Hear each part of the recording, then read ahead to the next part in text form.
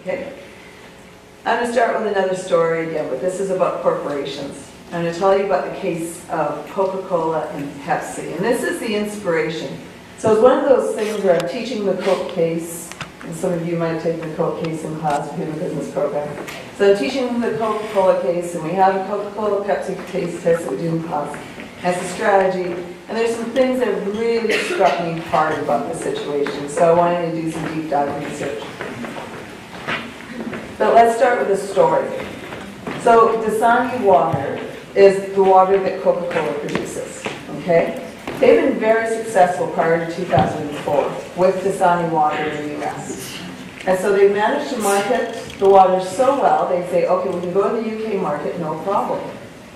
But as soon as they launch it, the moment they launch it, they get this. Coke recalls bottled water newly introduced to Britain. And that was in the New York Times in March 2004. So what went wrong? Why did they manage to do so well in the US and not so well in the UK? So I'm going to give you two reasons. One is that, I don't know if you know this, but do you know where Dasani water comes from?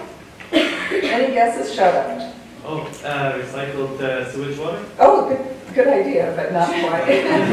Not quite that bad. That would have led to the recall. Anybody else? Shut up. Yeah. Isn't it like a byproduct of the process of making Coca-Cola? What? Like you use water to make Coca-Cola, and the water that's left you use it. No, that's a good one too. Maybe I hadn't thought of that one. That would have been efficient. It comes from a tap. So who knew, right, that you could have just gone to your tap and gotten water? They do things just a little bit differently, though. They filter the water, and then they add the minerals in. Okay, so there is a slight process that they go through. But the Brits weren't really happy about that. They said, you know, we thought it'd be like spring water. So they're like most Europeans. They think that bottled water is spring water, so it's coming from a unique spring source, right, underwater, or from a glacier, whatever it might be.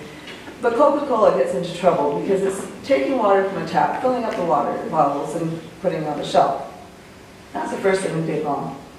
The second thing that they did wrong, though, was that they ended up with bromate in the bottles, and that's just a contamination from the bottles themselves. And they figured it out themselves, and bromate is a carcinogen, so the more you drink, the more cancer risk you have, okay?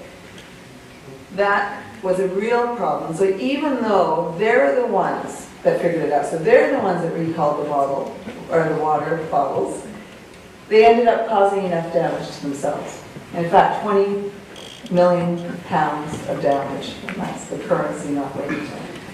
So it's a problem. In fact, the investment analysts thought that they caused over 5 times that amount of damage. So what went wrong? Why was it that Coca-Cola was so ridiculous to think that they could sell this these bottles of water in the UK just by filling them with tap water, and why did they get bromate in them? I would argue it's because they're moving too fast.